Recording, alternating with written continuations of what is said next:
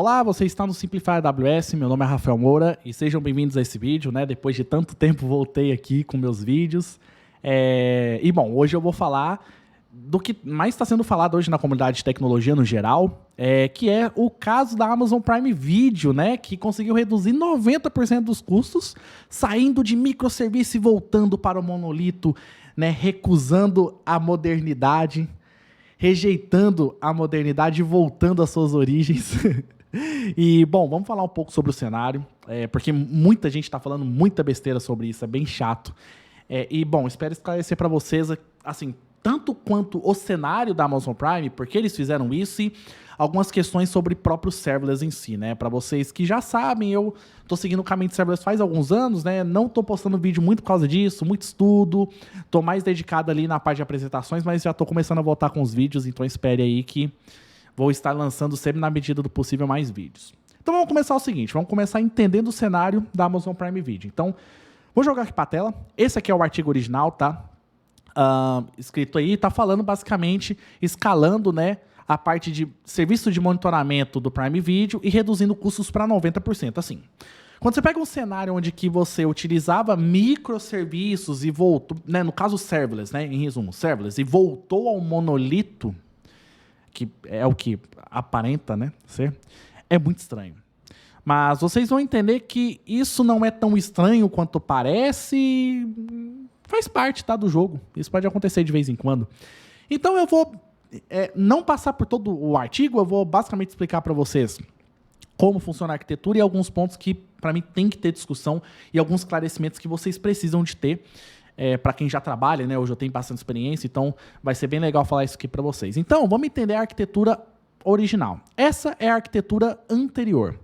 Como funcionava a arquitetura? Então, a Amazon Prime e todas essas plataformas de streaming, elas precisam de ter uma forma de processar esses erros que acontecem. Então, o consumer, né, no caso o cliente que está assistindo por um celular, está assistindo na TV, está assistindo no navegador, ele acabou de ter um erro. E aí o front-end ali, ele identifica esse erro. E ele manda este evento para o entry point lambda. Então, tem dois passos aqui no começo. Primeiro, eu tenho um entry point lambda, onde eu mando o evento para ele. Falo, ó, teve um erro aqui. Erro tal, buffer tal, minuto tal, o erro foi esse. O erro, né? Teve um erro, detecta aí que tem que saber qual que é o erro. E aí a gente tem também um cenário de Media Conversion Service, onde eu mando ali o buffer do vídeo. Esse vídeo ele é basicamente convertido para poder ser analisado pelo ML. Acredito que eles convertem a nível de frame o buffer, tá? Do que aconteceu lá dentro, com os dados de metadado, enfim. E aí, depois que isso acontece, esse S3, tá? Só para deixar claro, é um S3 temporário. E aí depois você tem esse entry point da Lambda, né? Obviamente você inicia um workflow de Step Functions nesse caso. E aí você tem ele já chamando essas Compute Units, que basicamente são instâncias com Machine Learning, tá? Que fazem a detecção disso em Machine Learning. Ele gera o resultado, manda para a Lambda de agregação, que manda para o S3, certo? Então, esse é o cenário deles. Quando estavam lá no começo, pô, tudo lindo e maravilhoso, o cenário funcionava muito bem. E você pode perceber que é um cenário de escalabilidade bom, é um cenário que atende muito bem a demanda, mas quando a gente está falando de empresas tipo Prime Video, a gente está falando de empresas de dimensão do tamanho de empresas como a própria Netflix.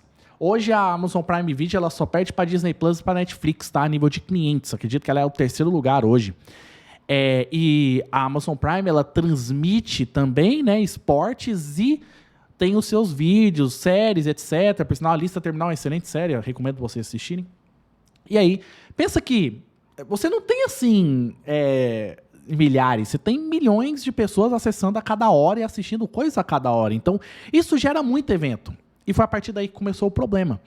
Tiveram dois problemas no geral. Um deles você identifica logo de cara, tá? Assim, eles falaram, mas eu identifiquei logo de cara. Esse S3 temporário que está aqui, ele é um S3 que vai consumir muito custo. E, na minha opinião, aqui nesse cenário inteiro, foi daqui que saiu mais custo. Então, ele só guarda temporariamente esses dados para ser analisados pelo ML. Então, você tem uma requisição de put e uma requisição de get. Imagina isso a nível de milhões por hora. Se tivesse tanto de erro, mas acredito que para o nível de usuário que eles tenham ali, deve ser isso mesmo, tá? Deve ser milhões por hora, assim, tranquilamente. Então, é a quantidade de evento. E você tem esse cara aqui só para ser o temporário, né? Aquele lugar temporário para receber as coisas e tal. Então, aqui veio muito custo. Então, sim, esse é o primeiro cenário. Essa transição entre S3 e Lambda, no caso S3 e as instâncias, gerou muito custo. E o Step Functions não estava fazendo essa escalabilidade da melhor forma. Tá bom? E aí, o que eles fizeram? Eles foram para uma arquitetura que eles consideram monolito. Então, eles pegou tudo aquilo, juntou dentro de um container, jogou no SES e tudo faz dentro dele. Então, agora, o consumidor, ele pega o evento, manda para dentro do SES Task e ali ele já tem um Media Converter, tá? Ele já tem lá dentro também a parte de detecção. Ele busca ali no Media Converter, né, que fez já a conversão para ele certinho dos dados, já busca dentro da memória, já traz para dentro, já faz a detecção, gera o resultado agregado e manda para S3. Então, ele jogou tudo isso para container e, pô, essa aqui é a arquitetura, isso é o que está gerando o que falar, porque muita gente não entendeu o que aconteceu. Então, vamos lá, então. Vamos começar com uma coisa. Primeiro, eles seguiram a filosofia do Serverless First. O que é o Serverless First? Serverless First é você sempre pensar em serverless quando começar uma arquitetura. Isso não vale só para o arquiteto geral. Isso vale para qualquer um que está construindo a aplicação na AWS. Então, se eu estou construindo uma aplicação na AWS, ou sou arquiteto ou não tenho uma arquitetura, você tem que optar a ir ao Serverless First. É o melhor cenário. Por quê? Porque, logicamente, o Serverless ele é o que melhor entrega a filosofia nuvem para você. Então, pô, o que mais entrega custo por utilização, melhor escalabilidade? É o Serverless. Então, o ideal é você sempre aproximar e ir ao lado do Serverless, é o que melhor vai te entregar isso. Então, é o que a gente quer fazer no geral. E foi a melhor atitude do caso deles. O problema é que escalou tão forte que eles tiveram problemas com isso e tiveram que voltar. E aí tem um primeiro passo que a gente tem que seguir na filosofia do Serverless First. Não existe bala de prata. E muita gente segue isso. Eu tive esse problema no meu começo. Então, quando eu estava com Serverless, eu tive o problema de, nossa, tudo é Serverless, tudo é Serverless, tudo é Serverless. Não é bem assim. Porque existem cenários que o Serverless não vai atender, eu vou falar isso um pouco mais tarde, e que você tem que voltar um passo, e é completamente normal isso. Então, assim, aí vamos voltar aqui, que eu já quero até citar. Na verdade, vamos continuar nessa ideia. Então, o Serverless First é o caminho a seguir? Sim. Mas existem cenários que não cabem? Existem. Esse é o cenário que não cabe.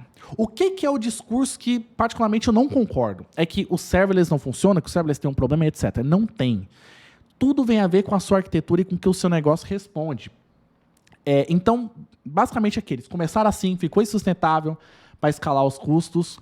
E, sinceramente, ninguém conhece o negócio melhor do que eles. Então, se eles fizeram um passo atrás e entregaram o que eles entregaram, e eles estão com o serviço funcionando bem, foi a melhor escolha. Tá? E eles entregaram isso para negócio, e o negócio está funcionando muito bem e está escalando na casa de milhões. Então, o que eles fizeram exatamente de errado? Nada. Só que uma coisa que eu não concordo é eles falarem que refatoraram para monolito. Vamos voltar aqui, porque se você ver, você tem a arquitetura do SS Task aqui, então está dentro do SS. Mas se você voltar eles refatoraram literalmente para microserviço. Então eles saíram do cenário de serverless, tendo as instâncias para orquestrar mais serverless, e pegaram tudo isso e juntaram em um container e colocaram em um cenário de event-driven. Eles ainda utilizam o serverless de forma massiva. E eles basicamente juntaram muitas funções dentro de um container e entregaram isso. Isso é microserviço.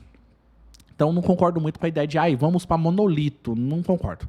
Não houve volta para monolito aqui. O que houve foi uma refatoração para microserviço. E eu gosto muito disso. Porque dizia um saudoso líder que a gente, às vezes, tem que dar 2 passos para trás para dar um para frente. Tá? Não, desculpa. 1 passo para trás para dar 2 para frente. E por que é interessante isso? Porque existem cenários que não vão atender dentro de serverless. Cenários como esse.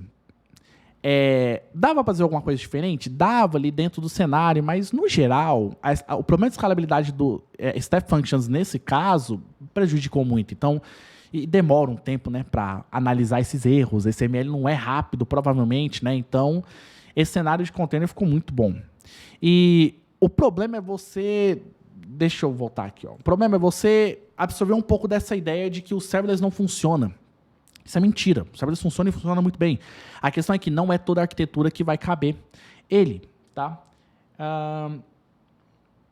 Então, tem outra coisa aqui que é bem interessante eu falar.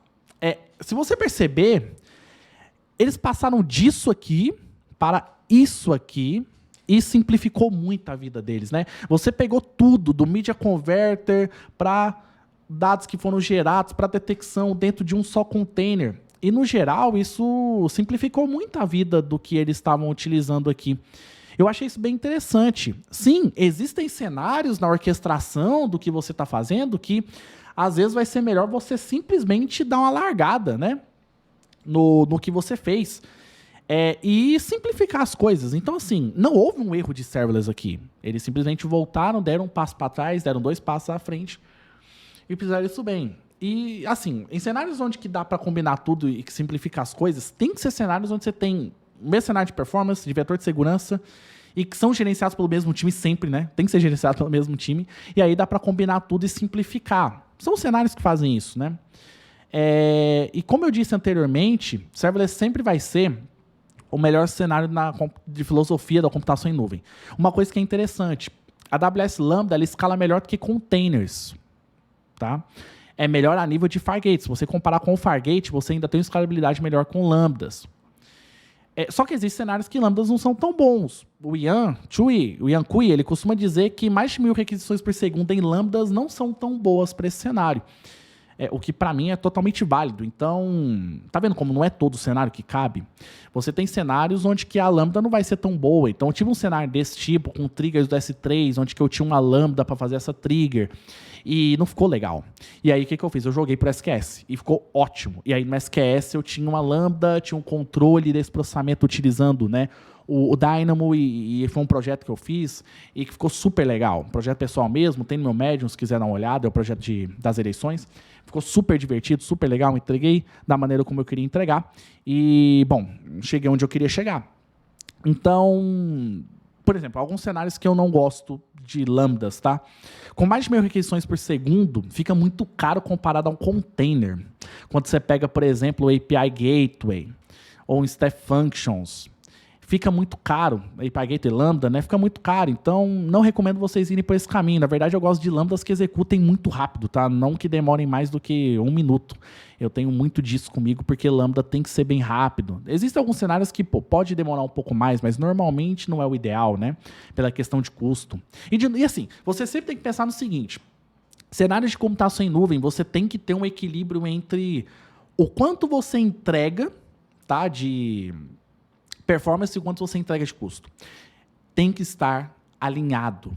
Você não pode entregar alguma coisa com performance muito alta e o custo muito mais alto, ou com algo que você entrega um custo zero, mas a performance muito baixa. Você tem que ter um ponto de equilíbrio entre performance e custo. O serverless, na minha visão, é o que melhor entrega isso, tá?